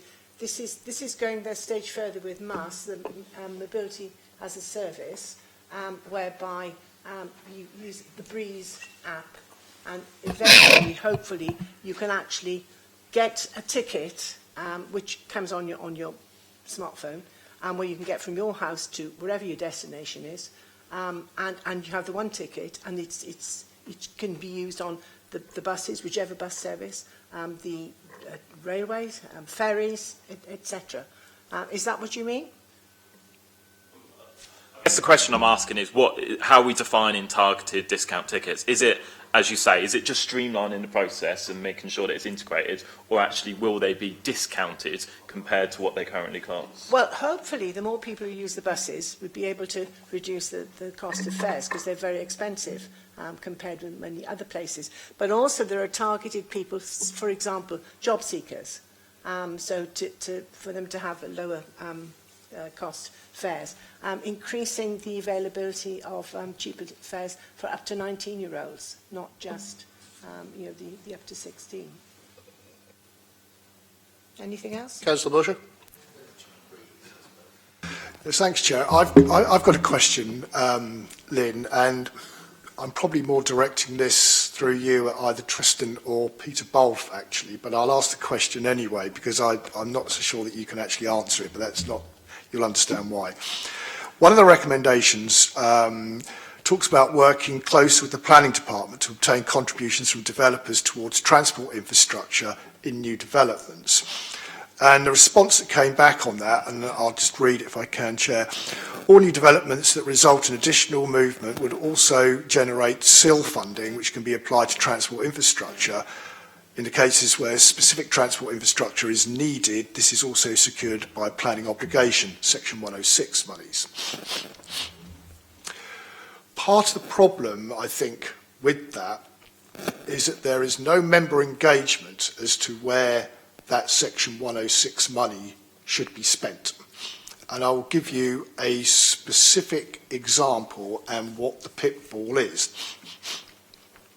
We've had 2 big developments in Drayton Farlington, one on what's known as the former SEB site next to Drayton Park. That generated Section 106 money, and it was agreed legally with the developer, and it was used to improve the Grove Road, Easton Road junction. You might remember it, bus was filled in, active lighting and all manner of other bits and pieces. Subsequent to that, we had a new development on what is the old dairy site, almost next door to it. So we added something in the region of about 500 properties side by side. That Section 106 money was also agreed to be spent on exactly the same thing. So we're going to reinvent the wheel and redo the junction again 4 or 5 years after it was originally done, which is crazy. We as ward councillors would like that money spent in traffic calming in and around Springfield School, which is right adjacent to the developments. But the legal problem that we have that's coming back from traffic and transportation is that the legal agreement said spend it on an upgrade at the Grove Road Eastern Road junction. Therefore, if we spend that money elsewhere, we are not meeting our legal obligation with the developer and we may have to give that money back. My problem with all that, and I understand the legalities of it, is if there is engagement with ward councillors at that point, they would have a better view as to where that money should be spent. And therefore, what I'm asking through you is when we have something, because I think my interpretation is right, I don't know whether Peter always frowns at me anyway, is that we have that particular issue when it comes, particularly around traffic infrastructure, that what's agreed between the lawyers, shall we say, on this is not necessarily always appropriate. And this is a prime example of we spend it on that junction on one development, oh, we're going to spend it exactly on the same junction with the next development. And we're saying that's wrong. Is there a mechanism that we can use with regards to Section 106 in a particular ward where it actually engages with the ward councillors who are most likely to be the ones that will have a better idea rather than lawyers or traffic officers that may be not familiar with the nuances of that particular ward? So you can probably understand why I'm directing the question through you, Lynn. But yes, yeah, no, I totally agree with you. I've always said ward councillors know their wards best. They may not know the details sort of legally or even sort of engineering-wise, but they are the ones who know where the problems are. Tristan, can you answer that one? I'll have a go. I think technically 106 and 278 relate to the planning application on the table, so that you wouldn't be able necessarily to take 106 and 278 money and spend it anyway. SIL money, which is more, goes into a general pot and can be spent, and we've used SIL money. We have a small baby SIL, which is the ward bit, but there's also, I think, 80% of the SILs goes to a major capital projects pot, and that could be spent anywhere, and that's probably the bit there. But your question, should we be engaged more with ward councillors in the lead up to that, so that better decision making can be taken? Absolutely. It's just not always within the planner's remit to say, yes, you should spend that, not here in the red line of the planning application, but somewhere else. There might be in a situation where there's a tangential link where improvements there will actually have an effect on the site, and potentially that's some wiggle room. But yeah, I'd need to look at the Grove Road example to understand what actually happened there, though. If I can come back, Chairman, just to follow up on that, and I am being ward specific, Lynn will know of the Station Road, Grove Road junction, where we've had 7 accidents there in about 18 months. The last one I actually attended, where there was a car upside down in someone's front garden, and the owners of that property are still waiting for the insurance payout on the rebuilding of the wall since the previous accident. And they are now, with young children, in a situation where they will not go in and out of their front door. They use their back door and their back gate for safety reasons. We are trying to get something sorted out with this junction, and we're getting there slowly. But the problem is that I know that there's about £130,000 worth of Section 106 money for that stretch, but I'm being told we can't use that. We need to find it out of the road safety budget to actually address that situation, which then becomes potentially a political priority for Lynn to make that decision or not. But notwithstanding that, we have a situation where we as ward councillors are going to be asking a cabinet member to spend what is a small pot of money addressing an issue here, when we actually have £130,000 sat there from Section 106 money that we could use to free up her budget elsewhere. The whole situation has a complete disconnect somewhere, and if the ward councillors had been involved with their opinions, if you like, at the point, we would have said, you did that junction 5 years ago, what do you want to do it again for? We want it spent like this, and work so we get a common goal which frees up the traffic and transportation budget to a certain degree as well. All I'm asking for is, can we investigate this mechanism, and it's probably more of a planning thing than a traffic and transportation thing, that actually gets a local view when it comes to Section 106 money, and not what I would call a lawyer and planner view, which is probably in our instance going to be wrong. And I'm sure there are ward councillors representing other wards that might have similar tales to the one that we've got. I totally agree with you, Simon. Peter, can you look into it, please? Thank you. That should be the 41st recommendation then on the panel. One of the recommendations. Yeah, okay. Yeah. Sorry, Chair, it may well be something that has to be dealt with separately to this report, but obviously this report highlights the fact that it can tap into SIL money to actually do that work. And I guess the third argument is that wards do get SIL money, but there is an argument as to why should I spend the small pot of SIL money that I might have as a ward councillor on a road safety issue, which in theory should come out of traffic and transportation budget, but in this particular instance can come out of Section 106 money. Thank you very much. I mean, we're going very slightly out of it because this report was about disability, but I do think I'm allowing a bit of latitude because of the developments that have clearly occurred in terms of funding access and plans for the bus network. Tristan, did you have one more thing you want to say on that point before maybe we close? Just to say that the 106 is probably the wrong mechanism for what you want to do, because it's a legal agreement between the developer and the council, and obviously if we don't deliver on that, as you said, they often can't occupy and all the rest of it. So to have something that's outside their control in a 106, I think the mechanism you want to play with is how we spend our SIL money, and that's a capital projects full council decision that normally comes back to you guys.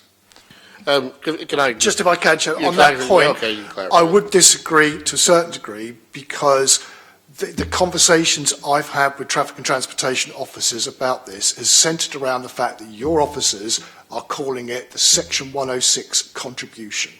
That's why I'm using that phraseology. And I think the part of what Councillor Bush was saying is perhaps can councillors be involved more in when the 106 agreement is drafted, if it is going to assign money to a specific project.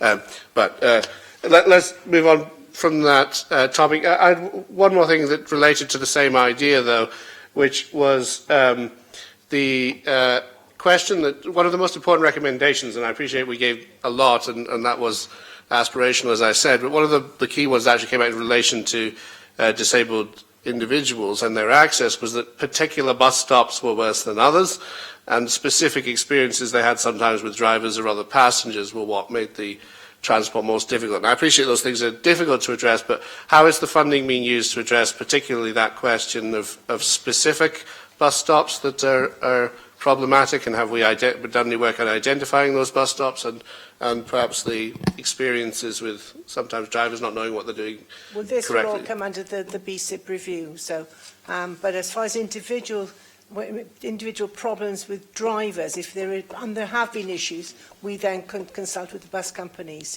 to deal with it. So, but the actual location of bus stops will come under the BSIP review. Yeah, and I think it was also perhaps sometimes about things like curb height and positioning on roads. Is that going to be reviewed as part of it as well? Yeah. Excellent. I just wanted to clarify one of the recommendations as well, given its response. So, recommendation 13 about the planning department investigating where policy can be used to require large-scale developers to consider adapting road schemes to allow bus route with travel through their developments. The point was that where developments, and they often do this, produce a lot of dead ends. We were told by bus operators those are very hard to provide bus routes for because their buses will get stuck down rather small roads with cars parked everywhere.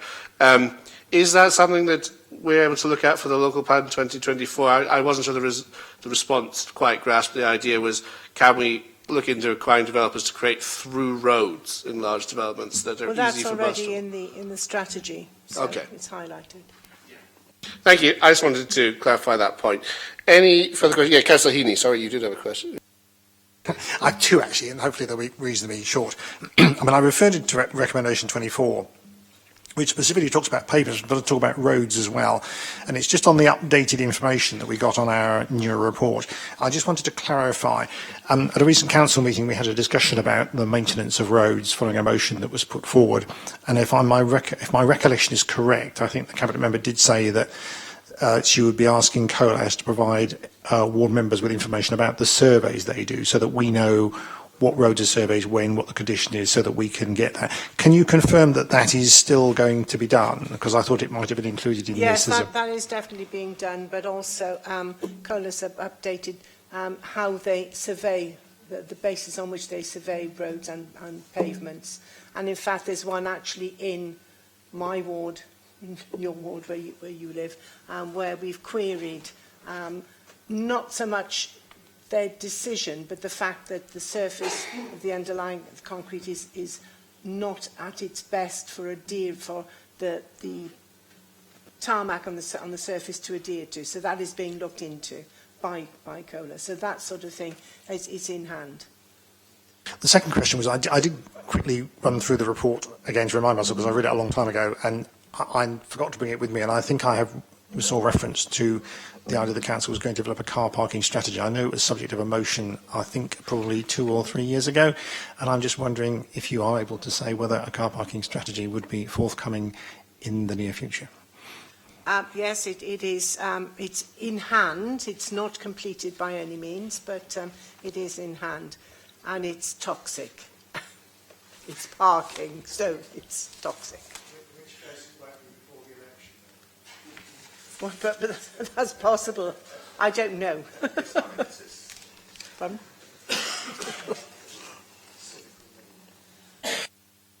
Thank you very much. I just the car parking strategy was mentioned in one of the recommendations, but perhaps that was the biodiversity report. I think it was the biodiversity report, so I might come back to it in a second or two.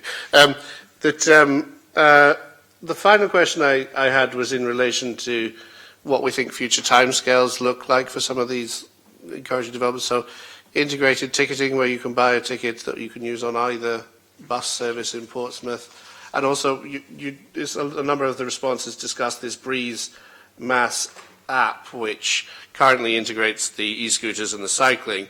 I think clearly the buses and trains will be more important to residents. Good that we've started off with the cycling and the scooters, but what sort of timescales are we looking at, do we think, when we could see? Well, we had our first board meeting of the BSIP board last week, so we're only just starting, because we only just had confirmation that we've definitely got the money. It was originally, this is what was allocated but not confirmed, and we've had that confirmed. So first board meeting last week, so that's where we're at on that. So we're just about to start consultation on that. And the Breeze app, well, that's coming on really well, and it's actually had a lot of attention nationwide because it is covering so much. And that on Wednesday, there's a Future Transport Forum which I'm speaking at down at the dockyard, and I think we'll have the latest on that then. So I'll get back to people and let people know what the outcome of that is after Wednesday. Thank you. Councillor Bush, you? My apologies, Chair. I've got another meeting at 1 o'clock, so I'm going to have to go. Okay. Thank you very much. We're still corners, aren't we? Yes, I have a hospital appointment at 1:30. So. Okay. I think we're. Does any other member have any further questions on this report? I was just going to add, so will the Breeze app, details of that be included in the communication you're sending out next month to... Well, yes, I mean, I'll get the latest information on Wednesday at the forum. I'll report back to the panel, if you like. I can report back to everybody. I think it was more the public communication of these things that I was getting answered. But thank you very much. That's very helpful. Unless there's anything that either, that Felicity Tilbury, you're on the list. Anything you want to add? Felicity can't be here today. Sorry, so apologies, but Hayley was aptly covering for her. I think you covered most things there. Thank you. Thank you very much. Right, well, in that case, we'll move on to the last of the three reports that were sent and updates on the progress of that, which was the Traffic Environment Community Safety Scrutiny Panel Review into Biodiversity Enhancement in Urban Portsmouth, sent to the Cabinet and agreed on the 26th of July 2022. Councillor Kimberly Barrett was planning to be here, but unfortunately was called into work at the last minute. So got James Hill and Dominique Latouze. Do either of you want to comment on updates that have been made on those recommendations over the last few months? Thank you, Chair. Yes, and again, apologies from Kimberly. I presented the officer response to Cabinet in July, and when I did so, I just drew attention to the fact that the biodiversity scrutiny, its recommendations are very much cross-cutting. They touch on a variety of directorates within Portsmouth City Council and indeed a wider set of partners, no less than regeneration, my own directorate, housing, neighbourhood and building services, culture and leisure and public health. We've pulled together, since the officer response to Cabinet, a range of meetings between various teams in the City Council and our partners, and we have put together a detailed response to this scrutiny. I'm not clear if that's been shared with you so far. If it hasn't, our apologies, but it is on its way. So from the link from the agenda to the Cabinet meeting, you can get the response you wrote for Cabinet. Is that the one that you're discussing? Yeah. In that case, what we've done since is added an additional column onto that report, which will then give you a complete picture of all of the actions that have happened since we tabled that in July, and that will hopefully then give you assurance that in the vast majority of cases all the recommendations are being taken forward. There are a variety that fit into what we described as sort of business as usual. So for Green and Clean Team, Park and Open Spaces, COLAS, they can embed that into their working practice day to day.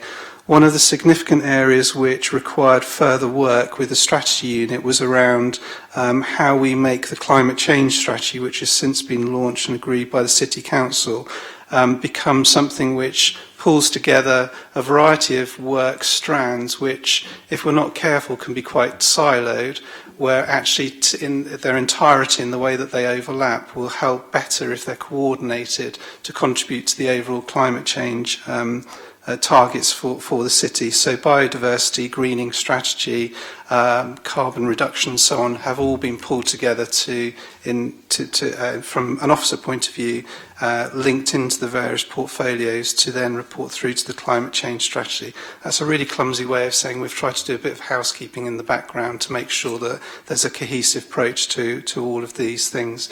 We do have officers present from a range of services. There were a significant number of recommendations, so we could go through each unless you're happy to receive the written response in due course. I think given the length of the meeting already, I'm happy to receive the written response with the further column to the table, unless other members would like the officers to go through every recommendation. It was long. We produced another aspirational report with, I believe, 33 recommendations, so I think that would take considerable time, so I'm not recommending that to the panel. I do know the recommendations fairly well because I was involved in writing them, but do any of the panel wish the officers to go through all of them? I see no keenness for that, so I might ask one or two specific. Do other members of the panel have any specific questions about the responses and the recommendations on the biodiversity report before I start asking a few? No. So if I start with that point about coordination, I think that was something we tried to capture in our recommendations, but I appreciate we may not have captured perfectly. How has the sort of cross, because as you say, we felt the topic was very broad, it cuts across a large number of departments, and what we mostly ended up, I think, recommending was in relation to how departments in different areas doing good work on biodiversity could work closer together. And we were recommending sort of more meetings and bringing together people, as well as having an officer who was responsible for biodiversity as a coordinating point for all of the departments to feed in what they were doing so that other departments could work together and work alongside that. How has that been happening across department communication? Is there a single point of contact officer in place, and how has that been working across the council? So the climate strategy then, which has been published and is overseen by the strategy unit, that in itself creates an umbrella strategy which then all of these strands of work can sit under.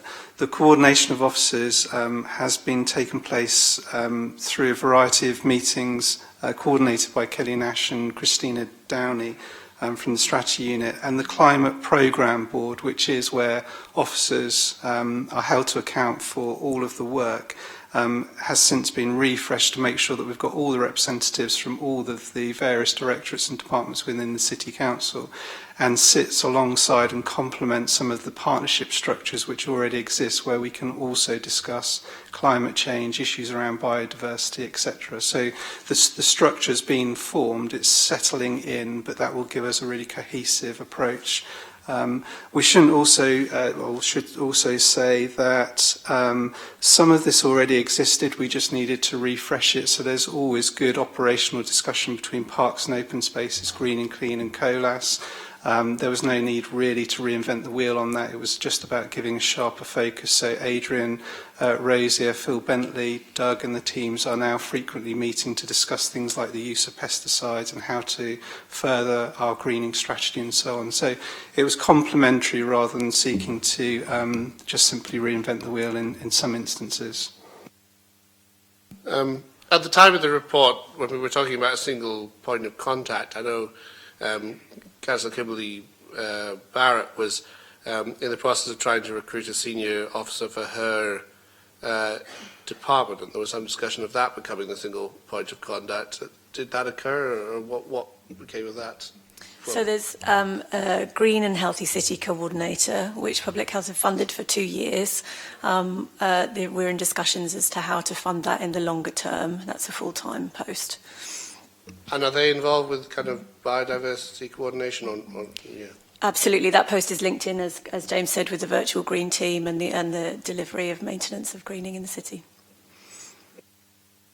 The recommendation about producing a biodiversity strategy, to which the kind of the response was said that it was linked into the agendas that kind of already existed, as I read it, and was going to be incorporated to some degree in reports that were already being produced. I don't know if that's a correct reading of that response. But the idea came, partly from discussions with officers, and was around the idea of making sure that the many sites that have individual strategies attached to them, that there was a coordination of those sites so that the same species, the same priorities, the priorities of different sites could be interlinked with an idea of how, what the ideal biodiversity strategy would look like across the whole city, so that the wildlife that might be transient across different areas was able to be those that stayed in the right place, had a focus in the right location. And that came partly from the countryside officer, the Portsdown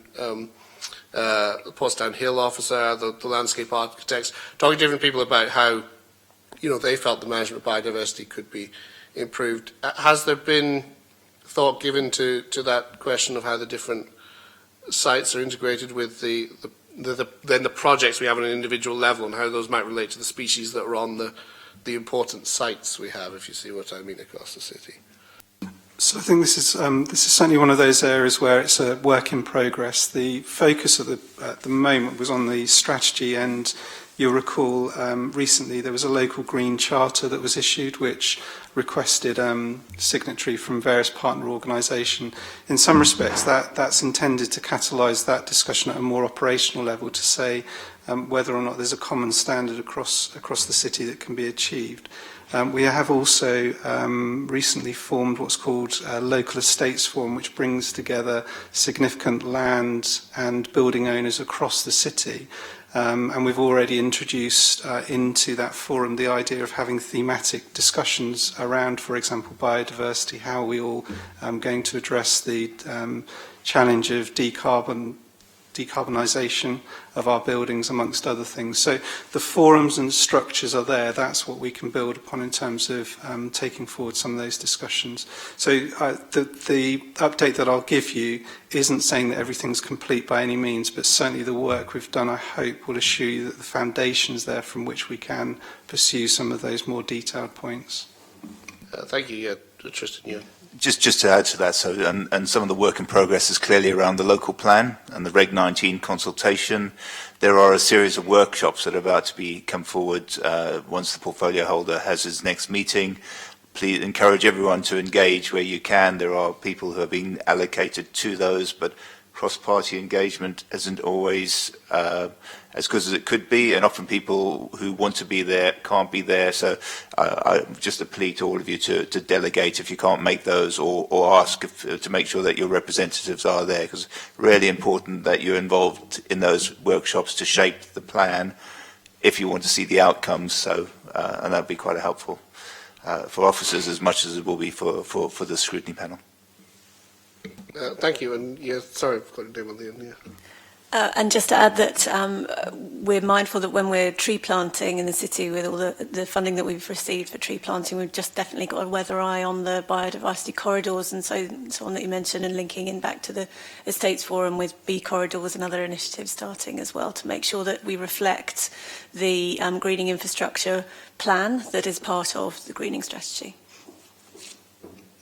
Thank you very much. Yeah, that's helpful. I think the point I wanted to make is we were trying to capture this idea that if we plan before we start investing in the projects for, what the end result looks like in terms of species, in terms of biodiversity, in terms of green corridors, in terms of all these ideas at the start, then hopefully we can maximise the value we get out from each thing we spend, because it links into the other things. And that was the idea of the overarching strategy. So I hope that the strategies that are being produced do consider the links between sites and areas and different plans that are going across the city, because that was what we felt perhaps was the key thing we wanted to communicate in that sort of set of recommendations. Any other members of the panel got any questions? On the point of tree planting,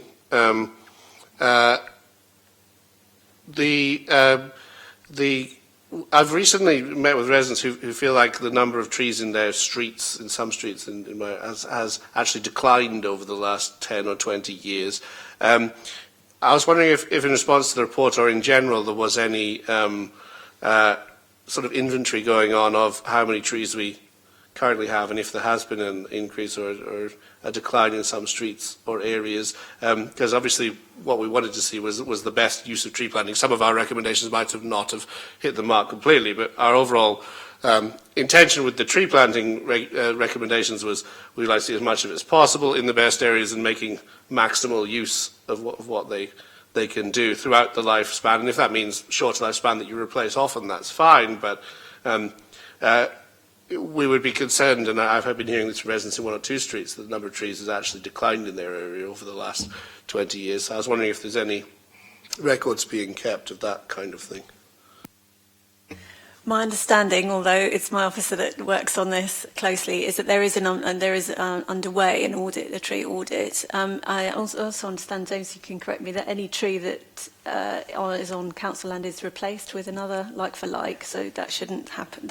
There shouldn't be a decline in canopy cover. Go ahead. Just one thing to add on that is that we've recently received quite a lot of funding from various government bodies and others to increase coverage, canopy coverage, and that's because in particular areas of the city, and particularly those are areas of high deprivation, we've got relatively poor canopy coverage of trees. So the net gain should be there in the next couple of years. Yeah, on the tree planting, we recently had the prison, Kingston Prison, we done.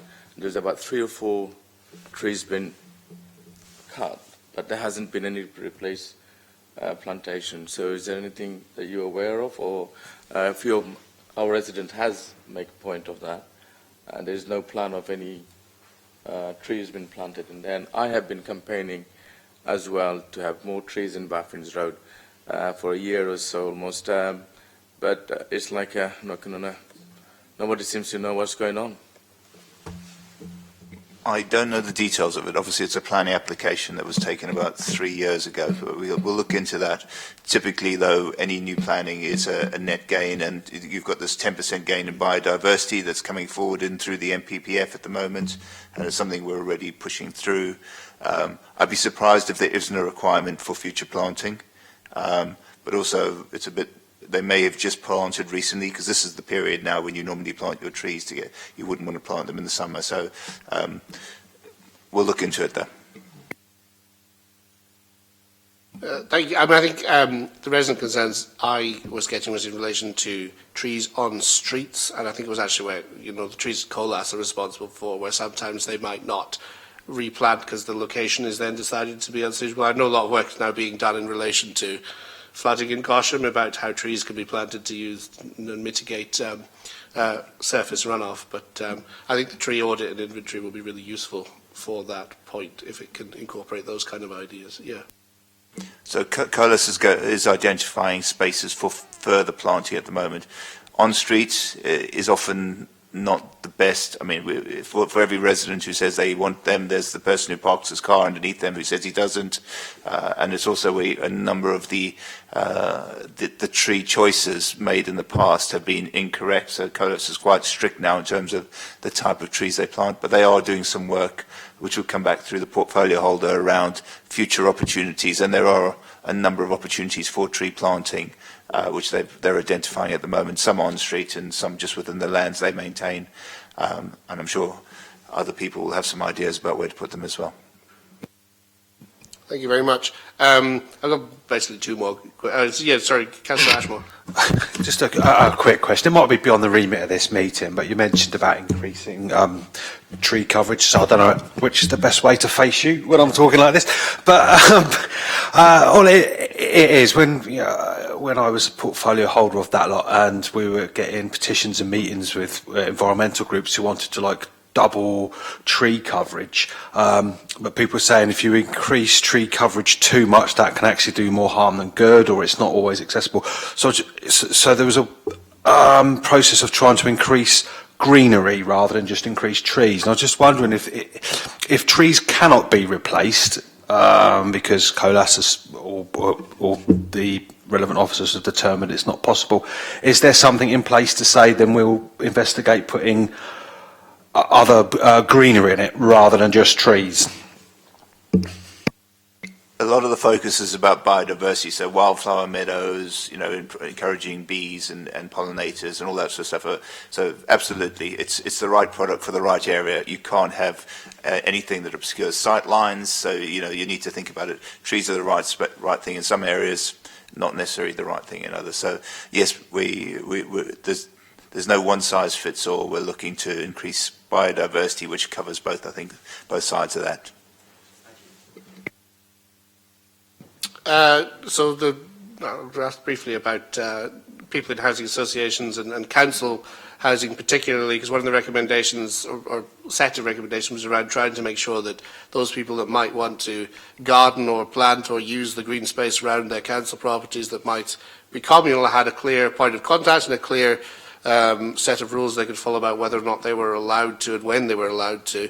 And I wonder, has a policy on that been put in place? Is there now a line of communication that council tenants have on that point? So it isn't in place yet, although, again, when you get the report through, you'll see that we're referencing a spring launch, the right season really for this, but that will see a refresh of some policies which already exist but we accept need to be more visible. There'll be a specific web page, this is linked to council housing, which will show people how they can pull on support for the management of communal space and other things. So again, all of the recommendations, particularly for council housing, will form part of a launch in spring. So watch this space. In terms of housing associations, as we alluded to earlier in the meeting, there are the shared forums now in which we can say, look, we're doing this, what are you doing, and just create those conversations where we can share good practice across social housing landlords in the city. Thank you very much. That's good news. Last question was allotments. So one of the things that actually triggered the whole thing was allotments. Quite a lot of the responses in terms of education seemed to be the suggestion there was a lot already available. We had recommended kind of trying to coordinate that in a single place and give. We also discussed the idea of banning pesticides because we wanted to be ambitious, we wanted to be firm in our recommendations. That was the view of the panel, and we recognised there could be practicality issues with that, but we wanted to make a strong, firm recommendation on the point. Part of the response has come back around education. Has any new educational material been produced, or perhaps we do something like a particular point of contact at each allotment association who's responsible for that, or only a voluntary, because there was a lot of voluntary willingness to help guide allotment holders in how they might plant, how they might use their allotments, and how they might create biodiversity spaces that didn't attract dirty plot notices. We found all of this was addressable with education, but it did seem like one of the responses were that education is already available. Can we do more to make it well known and accessible? And have we done nothing on that front? Parks have a dedicated allotment officer, and he works very closely with the allotment associations on doing joint inspections. And part of that joint inspection is to try and educate the associations and the plot holders on good plot cultivation and the reasons for holding an allotment plot, and to actively encourage non-use of pesticides. The feedback we get, I don't think there's a huge use of pesticides on allotment plots. I think that sort of counteracts partly the purpose of someone growing their own vegetables. And part of the allotment officer's job as well, we contacted all the existing allotments to get them actively encouraged in those joint inspections, and to educate and guide plot holders on maintaining their plots. A lot of the associations do have their own Facebook pages, some of them have their own web pages where that education can be passed on through those social media streams. Thank you. The part of the report, we noted the excellent work of the allotment officer and how much work he actually has to do. So part of it was trying to say, well, is there other things that can support him in his work? But again, it was aspirational, and I appreciate funding is always limited and allotments are always a challenge. But I did want to note that as the report was actually triggered by a question around the policy on allotments and dirty plots, notices if you were creating biodiversity space. But I think ultimately we found there wasn't a policy issue, but perhaps it was an education one. So I just wanted an update on that. Are there any further questions or comments from the panel? Thank you very much. Well, I think that concludes all the items on the agenda. Thank you very much, officers. Ask a question about a couple of things, sure, actually, yes. if that's okay. Sorry. It really relates to scrutiny recommendations, and I did have some correspondence last year on this issue about following up scrutiny recommendations. One of the ones I put into my correspondence related to one that was done by the Economic Development, Culture and Leisure Scrutiny Panel in relation to Portsmouth International Port. It's not on the agenda today, and that report was done in August 2019. As far as I'm aware, the recommendations were sent directly to the port, but we haven't really had a feedback on whether those were done. I mean, some of them said capital funding needs to be identified, etc. So I wonder if some point we might ask whether we could have a report back on that, because I do think that's an interesting one. It was done quite a while ago. It obviously hit just before COVID. It probably wasn't picked up. I couldn't see when it went to Cabinet. It probably did, but I couldn't find it. But it'd be just worth having, I thought, having recommendations on that. I did actually say include that in some correspondence when we were talking about these. So that's just a question, and I wanted to make a suggestion as well after that.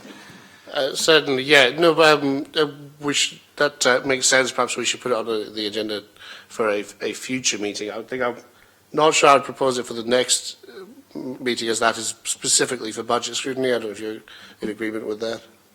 The second point was a suggestion, and it came out of something that I had an interest in, and maybe members don't have an interest in it and don't think it's worth pursuing, but I'm just wondering whether it's something we might consider for scrutiny, because actually the issue I'm going to mention is not topic specific or department specific.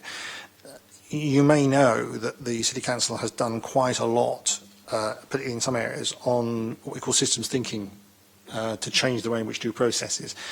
And I know housing was pioneering in that respect and did quite a bit, and I know other parts of the City Council have taken up as well. I must admit I've slightly lost track of where it's got to. I just wondered if it would be worth considering what the impact of systems thinking process has been within particular departments that have done it. You know, have there been clear benefits shown in terms of working, in terms of the relationship with our residents who use services, and in terms of the officers' ability to do their jobs? Because clearly, if you're changing systems processes, sometimes when managers do that, people complain it makes life more difficult.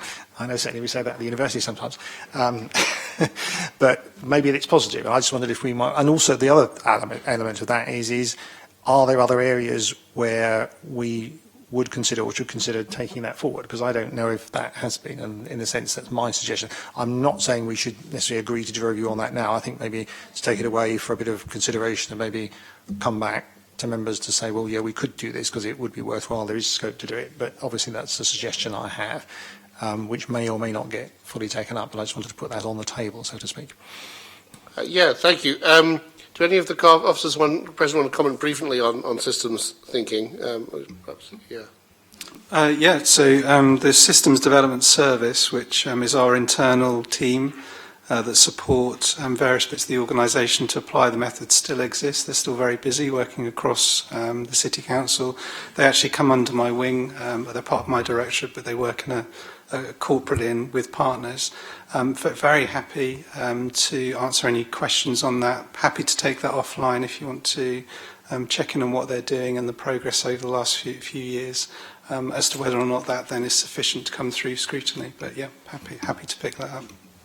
I think that makes sense. So maybe I have a conversation with James, and I'll come back and talk to you about it at some other point. If we, Yeah, I wonder if what we should propose to do is, so obviously we have already scheduled the budget scrutiny meeting for February, and perhaps in the meantime we should have an email discussion between members of the scrutiny panel about whether or not we wish to review the recommendations that were made to the port. I may actually have slightly headed that off in a conversation I had with James when I said that so much has happened at the port, but if we would like to look at it, I think that would potentially still be a helpful thing to look at. But obviously it may be that it might produce a requirement for, say, the economic panel itself to actually look at the port again, because it has changed so substantially in the last few years, and they have such significant new plans.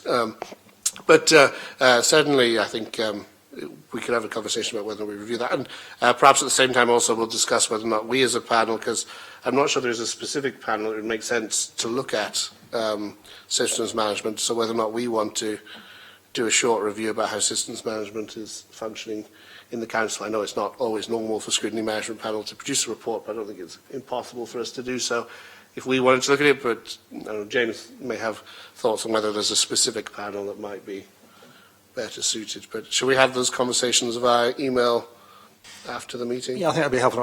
The reason I said it was I don't think it is a topic-specific one. It's one that crosses all sorts of areas, so it might be more appropriate for us to do it rather than someone else. So that was my idea. Yeah. Excellent. So that's all good. We'll have that conversation after the meeting. Thank you very much to everyone for attending, and thank you, members. I'll see members again at the budget scrutiny meeting. And what was the date we'd confirmed, James? Yes, thank you, Chair. It might be an opportune time just to air that date. Originally, it was set up the 3rd of February, but because the Cabinet and Council meetings have moved by 2 weeks, it will now be on the 17th of February. So that's the same Friday, 3:15, but 2 weeks later. So the 17th rather than the 3rd.